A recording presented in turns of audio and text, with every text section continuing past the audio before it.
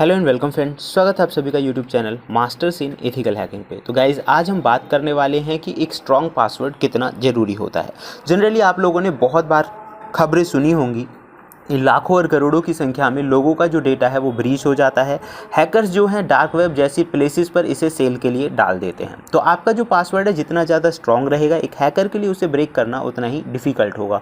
तो आज हम पासवर्ड की कॉम्प्लेक्सिटी के बारे में बात करेंगे, आज हम सिक्योरिटी के बारे में बात करेंगे। इसका एक जनरल डेमो भी मैं आप लोगों को दिखाऊंगा कि अगर वीक पासवर्ड है तो वो किस तरह से ईजी हो जाता है हैकर्स के लिए, और अगर एक स्ट्रॉन्ग पासवर्ड है तो वो कितना डिफ़िकल्ट होता है। तो इसी पर हम बात करने वाले हैं, और पासवर्ड किस तरह से आप स्ट्रॉन्ग बना सकते हैं, किस तरह का पासवर्ड आपको रखना चाहिए और किस तरह से ये आपके लिए हार्मफुल और यूज़फुल हो सकता है, दोनों ही चीज़ों पे हम डिस्कस करने वाले हैं। कंप्लीट वीडियो एजुकेशनल पर्पज़ के लिए है, तो उम्मीद करता हूँ आप इसमें बताई गई किसी भी चीज़ का और किसी भी टेक्निक का मिसयूज़ नहीं करेंगे, जो कि एक गलत होता है। सबसे पहले गाइज मैं यहाँ पे चेक करने वाला हूँ पासवर्ड स्ट्रेंथ। यानी जनरली अगर आप बहुत सिंपल सा पासवर्ड रखते हैं, जैसे कि मैंने यहाँ पे लिखा है 1 2 3 4 5 6 7 8, तो आप देखेंगे इसे क्रैक करने में सिर्फ 0 सेकंड लग रहे हैं। जैसे कि मैं यहाँ पे दिखा भी देता हूँ कि कितना जो आप पासवर्ड रखते हैं वो कितना स्ट्रॉन्ग है और उसकी जो कॉम्प्लेक्सिटी है कितना ही डिफ़िकल्ट होती है हैकर्स के लिए। जैसे कि आप यहाँ पे देखेंगे, जैसे कि मैंने यहाँ पे रखा admin@, तो ये जो है इसे क्रैक करने में 3 दिन का टाइम लगेगा। अब इस पासवर्ड को थोड़ा और कॉम्प्लेक्स बना देते हैं। मैंने यहाँ पे रखा 1 2, तो जितना कॉम्प्लेक्स हम पासवर्ड रखेंगे उतना ही आप यहाँ पे देख सकते हैं उस पासवर्ड को क्रैक करने में टाइम लगेगा। इसीलिए जनरली बोला जाता है कि जो भी पासवर्ड आप बना रहे हैं उसके अंदर स्पेशल कीवर्ड्स होने चाहिए, जैसे कि @ हुआ, उसके अंदर ये सारे स्पेशल कीवर्ड्स हैं, प्लस न्यूमेरिकल वैल्यूज़ होना चाहिए, एक कैपिटल वर्ड भी होना चाहिए और एक स्मॉल वर्ड भी होना चाहिए। कैपिटल, स्मॉल, स्पेशल वर्ड्स, इन सब का जो कॉम्बिनेशन है वो होना चाहिए, और 8 वर्ड यानी 8 जो लेटर्स हैं उनसे ज़्यादा बड़ा होना चाहिए। ऐसे थोड़ा प्रैक्टिकल करके देख लेते हैं कि ये जो कॉम्प्लेक्सिटी है, यानी कि जितना स्ट्रॉन्ग आप पासवर्ड रखेंगे वो हैकर्स के लिए कैसे डिफ़िकल्ट होगा। तो गाइज़ यहाँ पे आप देख सकते हैं ये हमारी जनरल लोकल होस्ट पे बनी हुई एक वेबसाइट है। यहाँ पे मैं एक यूज़र नेम वगैरह जो भी चीज़ें हम यूज़ कर रहे हैं, और यहाँ पे हमने कुछ भी चीज़ें एंटर की। एंटर करने के बाद हमने इसे लॉगिन किया। लॉगिन करने पर आप देखेंगे कि ये लॉगिन नहीं हो रहा है।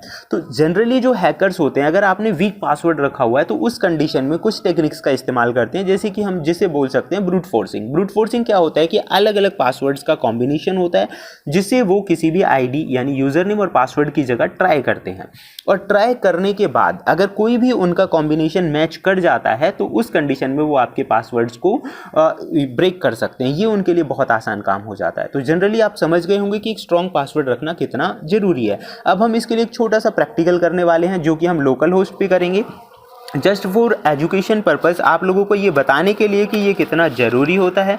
तो सबसे पहले गाइज आप यहाँ पे देखेंगे हमने यहाँ पे यूज़ किया हुआ है कमांड प्रॉम्प्ट।